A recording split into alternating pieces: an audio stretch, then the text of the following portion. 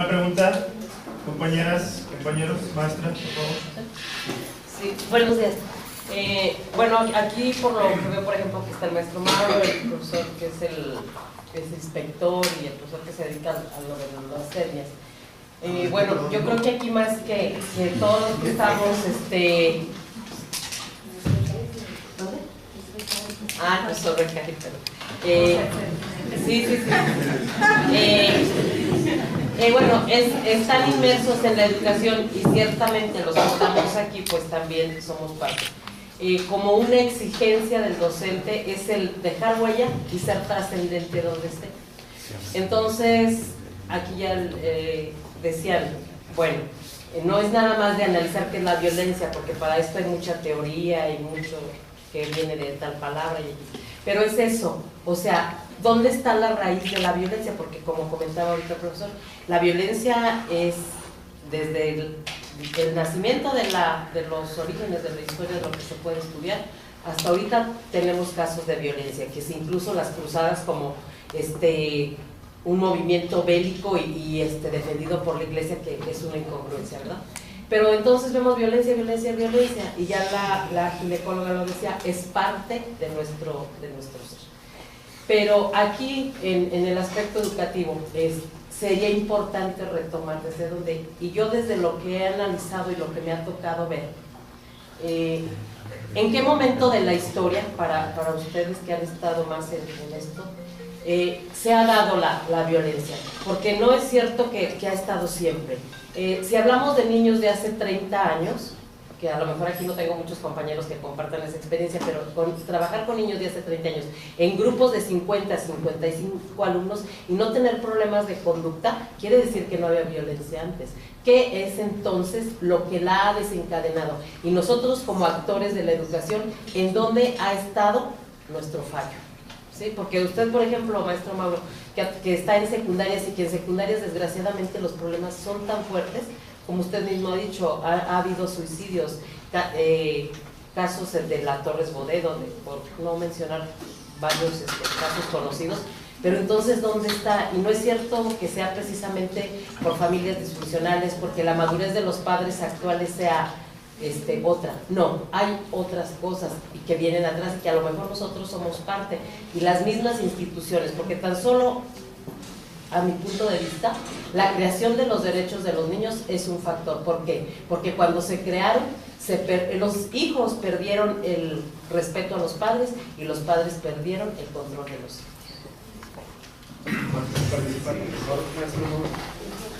La violencia es uno más de los muchos de comportamientos que puede tener el ser humano, como es también su capacidad de ser gregario.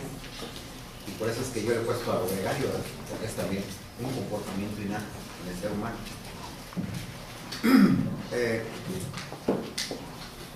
La violencia, decíamos también, podemos ver el árbol o podemos ver el bosque. Yo hablé del bosque en un principio, podemos hablar del árbol. Podemos hablar de casos específicos, casos concretos, sin olvidarnos del bosque, ¿sí? La violencia, nosotros cuando construimos nuestra identidad, nuestra forma de ser, no nacemos con ella, la construimos, somos seres sociales. Por eso también sí me hace ruido el tema de la mesa, que no es solamente un problema de salud, es más un problema sociocultural que de salud, desde mi punto de vista, y muy respetable también el enfoque que se le quiera dar. ¿Quién construye la identidad del ser humano? La familia. ¿De dónde nos apropiamos de los comportamientos, de los valores, de la forma de ser? La familia es básica. Ya vimos las familias monoparentales, etcétera, etcétera. La familia. El maestro, es decir, la asistencia a la escuela o los grupos de compañeros con los que convivimos. Y siempre en esta etapa de la adolescencia se buscan modelos. Por eso es que al adolescente le gustan mucho los libros de aventuras, los libros de grandes personajes. Por ejemplo, nosotros, yo en mi tiempo tenía modelos a seguir. Yo tenía a Mahatma Gandhi, Luther King, Che Guevara, Chi Minh.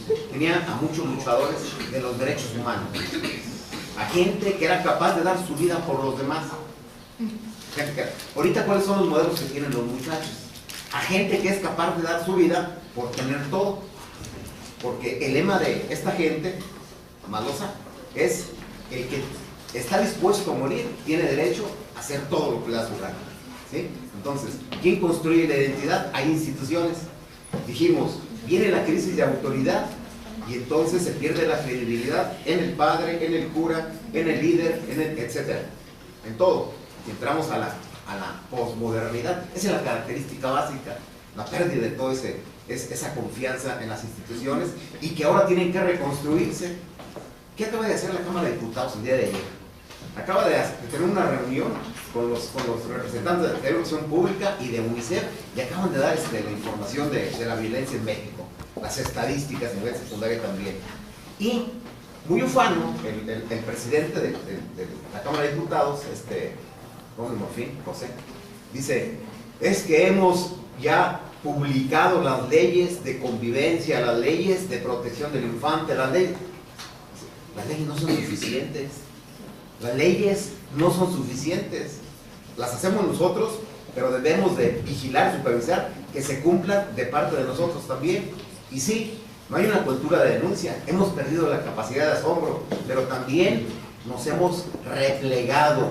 Los adultos tenemos mucha de la responsabilidad de lo que está sucediendo ahorita, y ya lo escuchamos.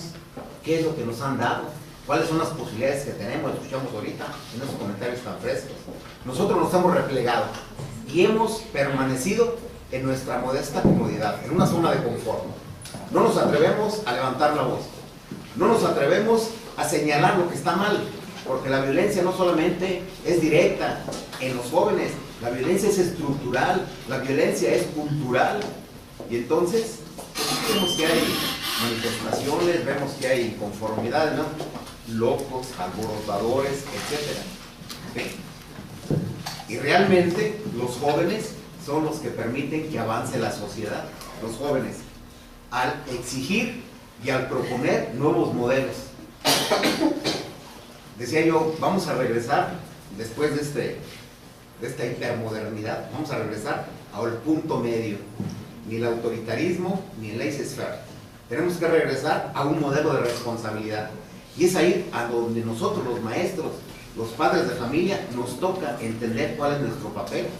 Como padres de familia, como individuos, porque eso ya nos permite tomar conciencia de que somos diferentes, que tenemos derechos, que somos iguales, hombres y mujeres, que podemos compartir los quehaceres y también los gastos de la familia o cubrir las necesidades de los hijos. Ya nos hemos dado cuenta y entonces vamos a regresar, porque la unidad básica de toda sociedad es la familia, así como la unidad básica del cuerpo es la célula. Y si no hay familia, no hay sociedad, no podemos avanzar. Entonces se tiene que construir una nueva familia. Los medios de comunicación tienen un papel muy importante, no lo están haciendo.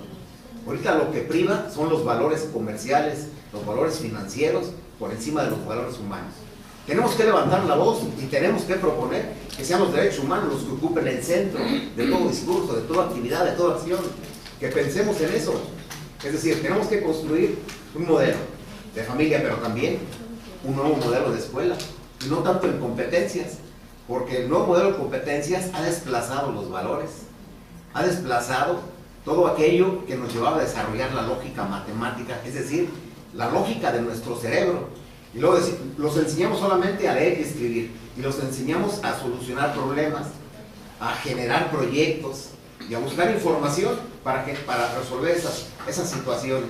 No, tenemos que regresar a un modelo educativo en donde en el centro del modelo educativo esté la formación de un ciudadano diferente, de un ciudadano democrático, de un ciudadano participativo, de un ciudadano que antes que le importe más tener cosas, le importe más la dignidad humana, porque hasta eso nos hemos olvidado de ello y somos indiferentes. Somos indiferentes. Descubrieron una fosa en Tamuín con 5 mujeres ahí enterradas, que acaban de matar hace 15 días a la bibliotecaria de la UPN, que la semana pasada se suicidó una de mis exalumnas. ¿Y yo qué hago? Cada uno de nosotros tiene situaciones particulares, porque vivimos en situaciones concretas Y ahí es donde podemos intervenir de cerca, con mi familia, con mis alumnos, con mis compañeros de trabajo. Yo creo que esa es parte de la actividad que nos corresponde hacer. Yo le quiero dar una respuesta también a la compañera. Mira, la compañera preguntó si antes o ahora hay más violencia. La respuesta no es esa, pero le quiero dar un ejemplo. Mire, en parte de las funciones que llama la Secretaría, nos encargamos de mandarle a los planteles los libros de texto, pero no me refiero a los textos que edita la Conalitec, que es el libro de texto gratuito, sino a un texto que también es de la Conalitec, pero es para educación normal, a una escuela que se llama Enohuaco, Escuela Normal de la Huasteca Potosina, ubicada en un ejido que se llama La Cuchilla, que está un poco distante de Tamazunchal. Entonces los textos se mandan al almacén de la UCE Huasteca, ¿no? Y entonces el maestro hace la distribución, y a una niña, que ahí hay niños que hablan náhuatl, técnico y pami. Ahora intentamos llevar a algunos que hablan chichimeca jonás, pero andamos en ese proceso, que es otra línea que atendemos aquí. Le falta un texto. Bueno, en ese momento, en las redes sociales puso que estaba siendo marginada porque le faltó un texto. Lo tuiteó, lo puso en su Face, quería que pusiéramos el sistema de conferencia de la Secretaría para que supiéramos que le faltaba. Oye, mija, pero te faltó un texto. ¿Qué distancia hay de La Cuchilla a la UCE? ¿No sabe? ¿Usted no estuvo trabajando ahí? Yo trabajé para... Bueno, no sé, supongamos que sean unos 5 kilómetros, o sea, y hoy va tu director y te acerca tu texto, ¿verdad? Y nos acordamos mucho de eso porque en la semana el maestro Luis Modesto, que fue fundador de la escuela, se jubila después de 40 y tantos años. Vinieron sus hijos, que son parte de nuestro programa becario, tiene un hijo en Japón, en Miyazaki, y otro hijo en Finlandia, que es parte de nuestro programa potosinos, que fueron a estudiar allá, vinieron a sus ceremonias, y se acuerda del reclamo de esa niña, que no lo hizo en segundos. ¿Cuánto cuesta un Twitter? Llegan fracciones de segundos, bueno, hasta WhatsApp le envió que le faltaba un texto. Entonces ahora los medios nos permiten enterarnos a una brevedad de alguna problemática, de algún hecho de violencia. Ella se sintió mal que nada porque le faltó un texto. Bueno, el maestro Rubén Rodríguez dio la indicación que le dieron un paquete especial, que no le faltaba a ella y a ninguno de los niños. Nos sentamos a dedicar todas las listas para que no se quejaran, porque van hasta el secretario, que no les han llegado los textos. Y bueno, le faltó nada más uno. Ya lo resolvimos. Doctora Silvia. Doctora, por favor, continuamos. Creo que hace un momento se malentendió mi comentario. La situación de la violencia como una parte inherente de cada elemento del reino animal fue solamente para dar la justificación fisiológica. Fisiológica quiere decir del funcionamiento, del comportamiento, ¿sí? Si nosotros no tuviéramos la sociedad, que es la que regula, moldea al ser humano, ¿sí? Entonces nos iríamos excesivamente violentos. O sea, es parte normal del funcionamiento del ser humano, pero es la sociedad, la educación y los valores los que moldean esa violencia para que quede contenida como un impulso de vida. ¿Sí? Solamente, o sea, en ningún momento traté de justificar de que el ser humano fuera violento porque es su naturaleza. No, está dentro de él, es inherente, pero se moldea, se regula. Ahora, con respecto del comentario de la maestra, estoy de acuerdo con el profesor. Yo pienso que aparece como que hay más violencia actualmente por la rapidez con la que se difunde y porque, a diferencia de otras eras, somos más seres humanos, y al haber más seres humanos en una misma extensión de tierra, tiene que haber más enfrentamientos por lógica, ¿sí? Entonces, no quiere decir que haya más o menos, sino que de acuerdo al porcentaje de habitantes que somos, más o menos tenemos lo mismo, ¿sí? En porcentajes. Pero nos enteramos más fácilmente por la forma en que se difunde. Actualmente nos enteramos de todas las noticias que haya en el último rincón del mundo en un ratito, ¿sí? Y antes no. Ahora los niños bajan de X lugar. La canción que sacó, por ejemplo, Rino en Japón. Yo, ¿quién es Rino? ¿Sí?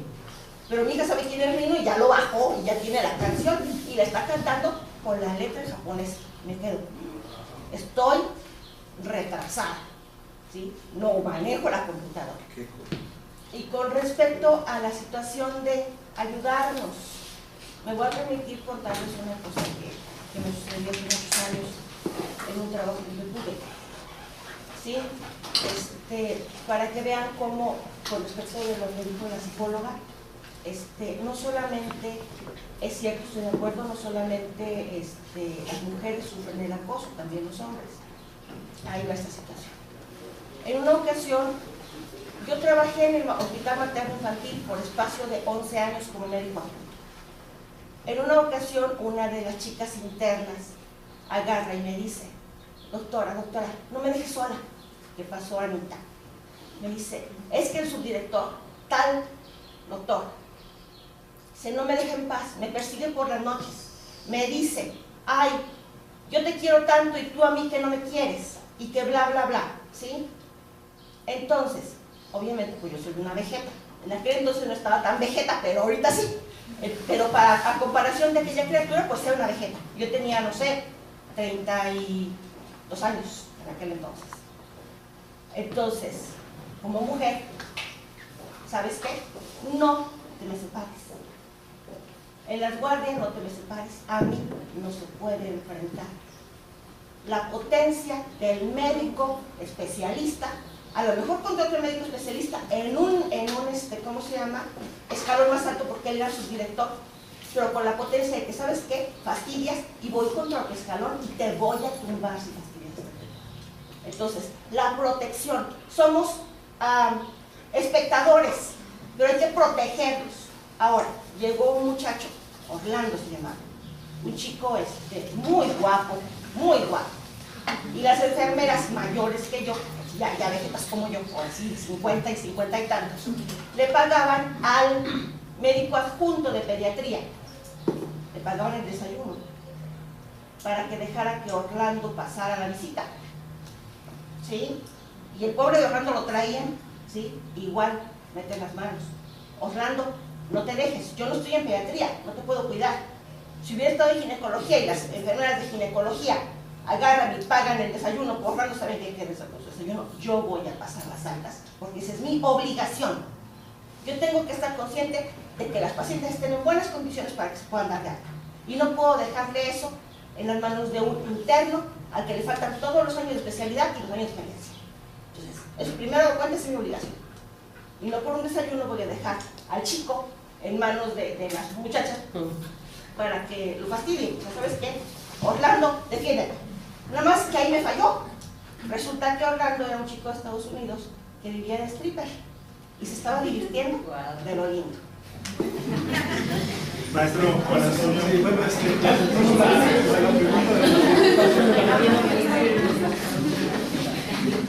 yo creo que todos entendemos, la escuela es el reflejo de la sociedad. Los maestros, los que estamos todo el tiempo tratando con niños, con adolescentes, con jóvenes, pues vivimos esa situación y comparamos también.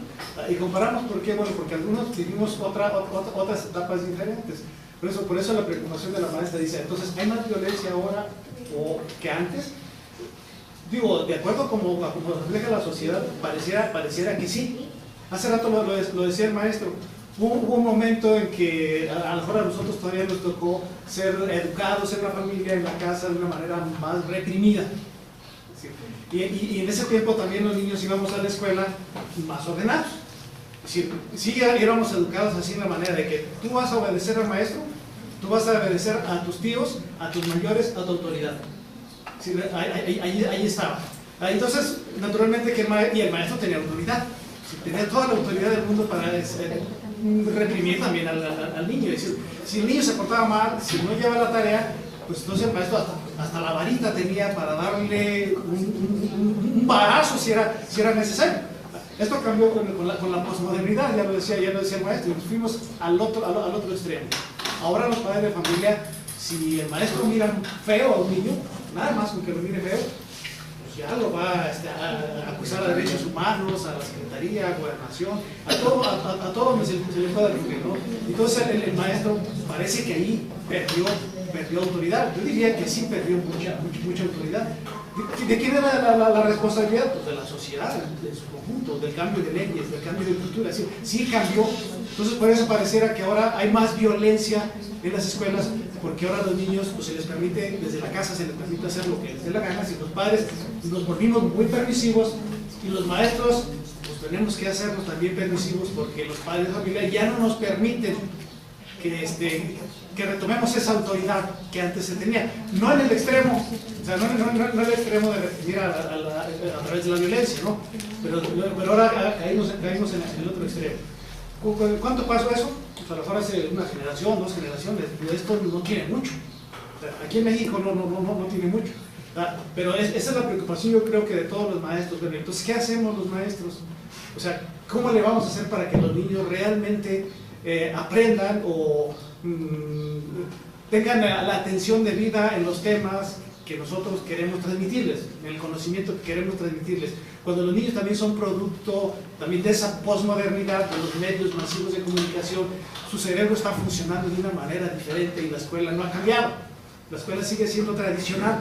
Por mucho que los maestros digamos que ya usamos la tecnología y que tenemos todos los alcances tecnológicos a nuestra mano, yo al menos en la experiencia que yo he visto con los maestros es que todavía se sigue usando el GIS, el pizarrón o el marcador. Es decir, el maestro tradicional persiste en una sociedad que requiere de otras cosas. Entonces quizá también ahí los maestros tendremos que cambiar. Sí, tendremos que buscar otras alternativas, otras estrategias para tratar a esos niños que son producto del video. Sí, que les desarrolla una parte del cerebro, pero no se les desarrolla la otra parte de la reflexión de la palabra. Los maestros queremos desarrollar la palabra, escrita y hablada, pero ellos tienen el mundo de la imagen desde que nacen. Los padres de familia ahora, desde que el niño nace, le ponen la televisión. Y están bien orgullosos y contentos porque el niño ya aprendió a aprender la televisión. Y allí no reflexionamos, los padres de familia jóvenes no reflexionan en que sí se está haciendo un daño tremendo a los niños. Permitirles tanto videojuegos y todo lo que hay, todo el mundo tecnológico.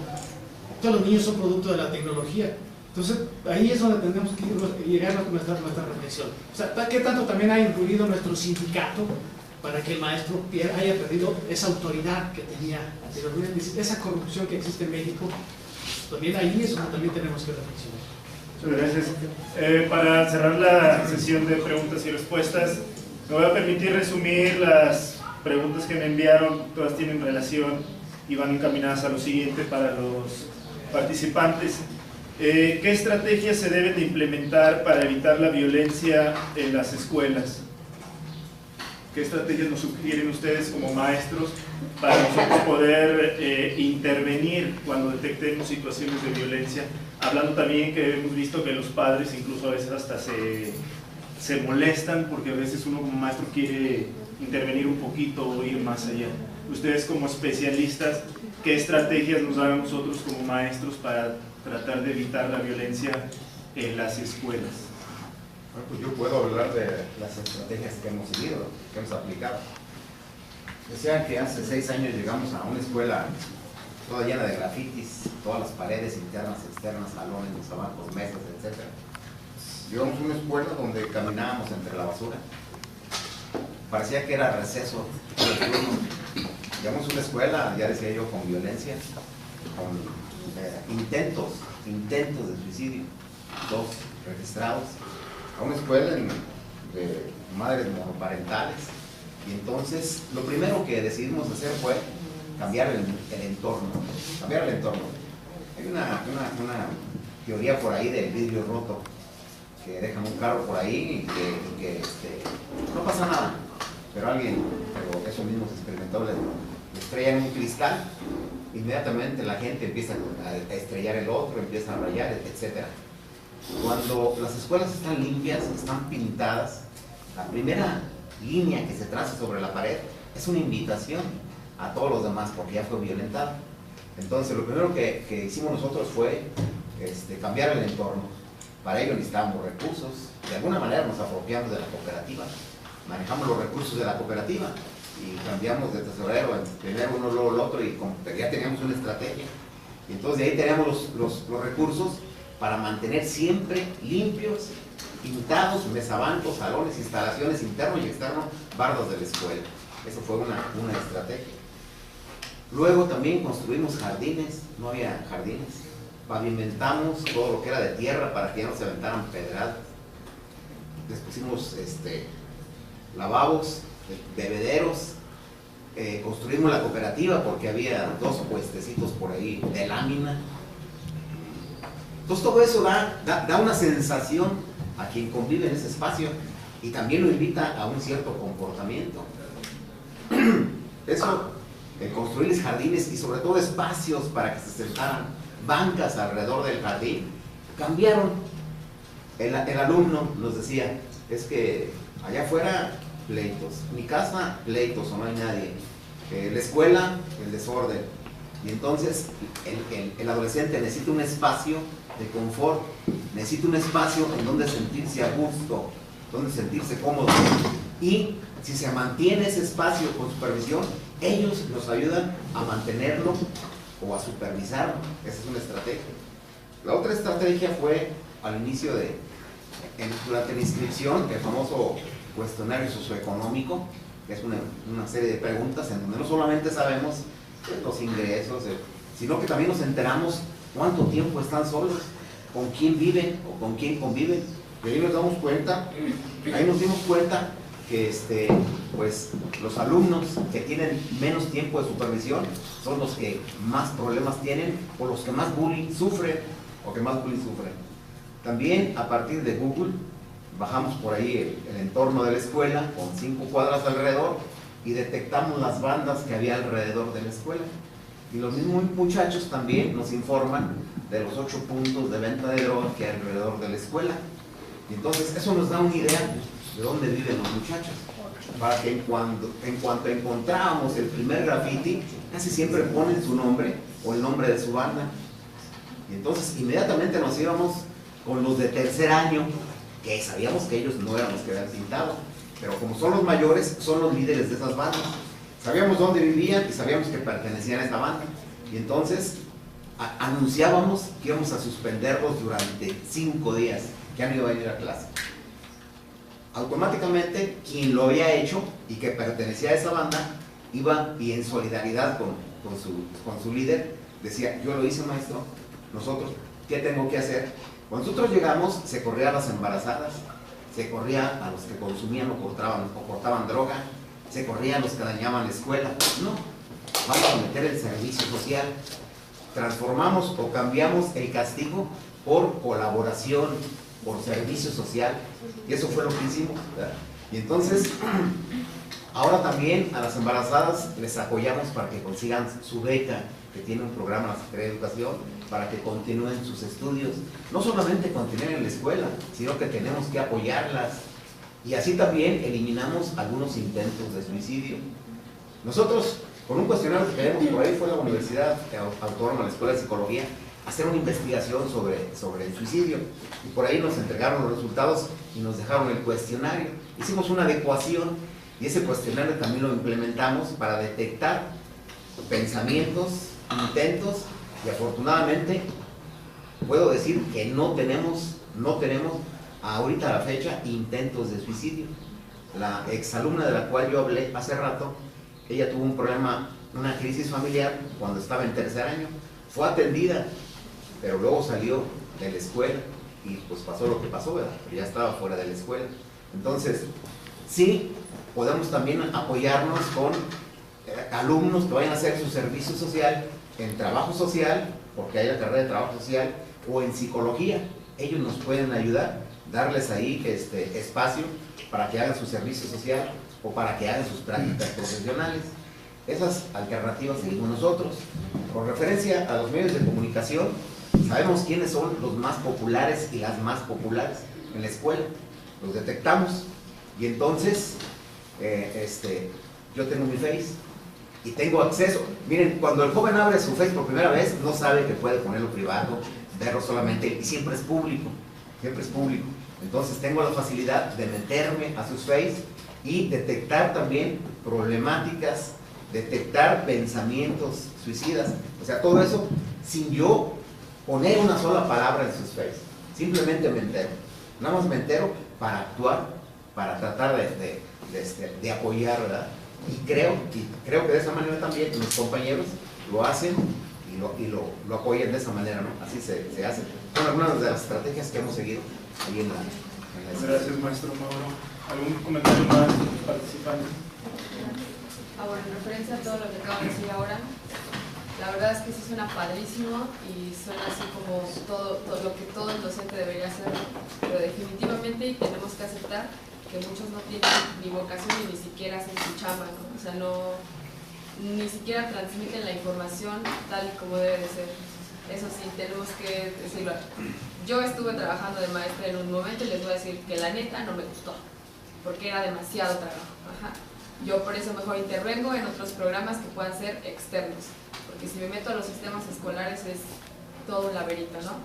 Lo que sí también es que tenemos que saber que sí se pueden cambiar, por supuesto que hay metodologías y hay programas, hay propuestas, hay gente que se interesa por eso, pero no es fácil, no es absolutamente fácil, porque como ya vimos, estamos inmersos en un sistema educativo, en un sistema social, cultural, en la misma localidad en la que vivimos, y por supuesto que si hay programas y todo eso, por lo menos, o sea, son generales, ¿no? Cada quien lo va a tener que adecuar a su grupo, a las personas que tiene que atender y todo esto, ¿no? Entonces, vemos y escuchamos muchas cosas y decimos, va, sí se puede y todo, pero llegamos al salón y hay 60 alumnos y otra vez venimos para abajo, ¿no? Decimos, ajá, ¿y aquí qué? O sea, ¿por dónde empiezo? O algo así. Entonces, lo que sí hay que tener bien claro es que lo que sea que se quiera implementar cuesta trabajo y cuesta mucho más tiempo del que nosotros nos piden en las escuelas para trabajarlo. O sea, si entramos a las 7 salimos a las 2, si queremos hacer todo este tipo de cosas, ténganlo por seguro, no vamos a salir a las 2 ni a las 8, ni vamos a tener que despegarnos de nuestro teléfono o de nuestra computadora, porque hay que pasar listas, hay que pasar todo esto. No nos vamos a ocupar, por supuesto, de la vida de todos los alumnos, ¿no? Pero sí hay que tener en cuenta que todos son diferentes, que todos tienen problemáticas y que todos tienen circunstancias diferentes y no podemos aplicar lo mismo. Ajá, entonces solamente es eso, ¿no? Como tomarse el tiempo y, o sea, y querer hacerlo, ¿no? Querer trascender, querer no ser no solamente un profesor, sino una persona que marque la diferencia en la vida de los alumnos. Obviamente no lo vamos a lograr en todos, pero si tenemos las ganas y tenemos la posibilidad de hacerlo, de verdad no se queden sin hacerlo, pueden cambiar vidas, ¿no? O sea, y ya. Profe, hay una acción muy concreta que hemos hecho en la Secretaría Cultural en el Estado. Los que trabajan en primaria lo van a corroborar. Se echó a andar un proyecto que se llama Proyecto Formativo de la Inclusión, que son 120 horas, es un diplomado, y para echarlo a andar se llamó a instituciones de mayor prestigio, por ejemplo nuestra máxima casa de estudios, el Departamento de Psicología, la UNAM, y entonces son 21 sesiones como mínimo. Algunos lo llevaron en un curso intensivo, varias semanas, otras sesiones sabatinas, y al final viene un proyecto a desarrollar donde cada docente tiene que identificar a aquel niño que tiene una problemática de violencia. Para la segunda parte trabajar en él.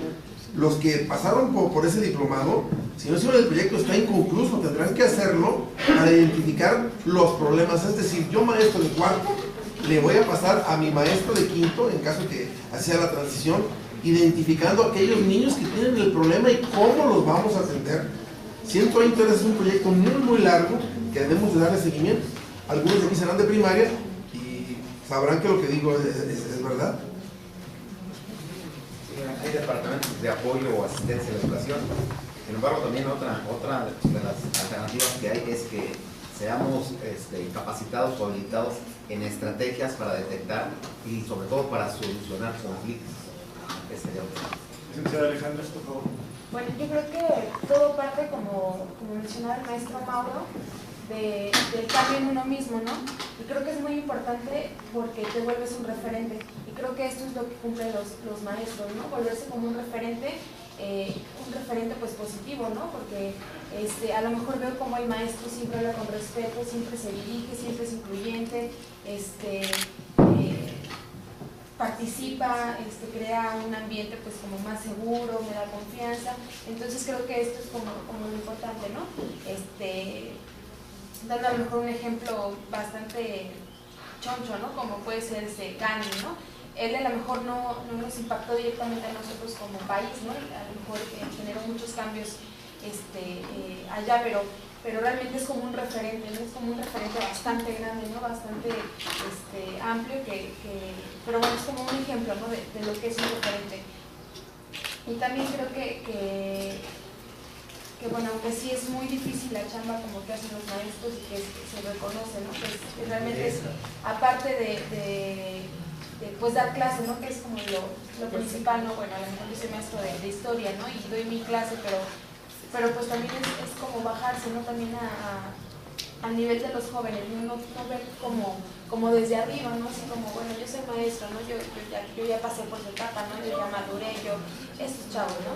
Entonces como bajarse un nivel y estar como más cercanos con ellos, enseñar formas distintas, porque aunque la violencia sea inherente, también hay formas distintas de reaccionar a la violencia, ¿no?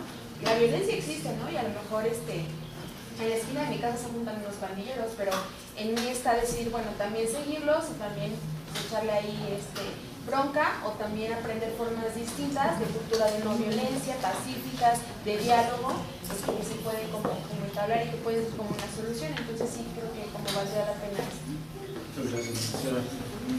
sin duda alguna hemos escuchado interesantes temas acerca de la violencia que nos dan un panorama más preciso acerca de las características del adolescente y además nos sugieren estrategias para hacer de la escuela un lugar más seguro.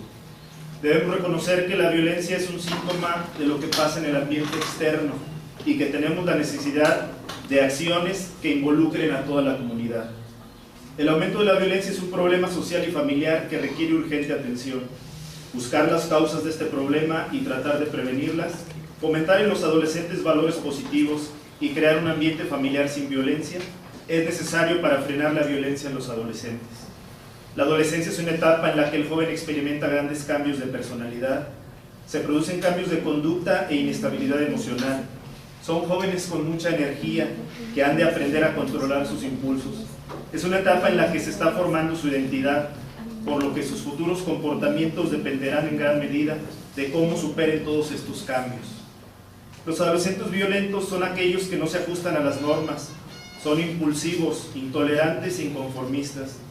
En las escuelas provocan disturbios y en ocasiones suelen actuar amenazando a sus compañeros. Conversar con los hijos y transmitir valores como la generosidad, el respeto a los demás, la justicia, el deber, son valores contrarios a la violencia que ayudarán a formar una personalidad no violenta y madura. Evitar, por otro lado, mediante el diálogo, que el adolescente tenga sentimientos de venganza o de rencor. Es aconsejable que exista una buena comunicación e intercambio de información entre la escuela y la familia. Sería bueno que los padres participaran más activamente en reuniones y tutorías de las escuelas, si es que esto es posible, que conocieran a los amigos de sus hijos.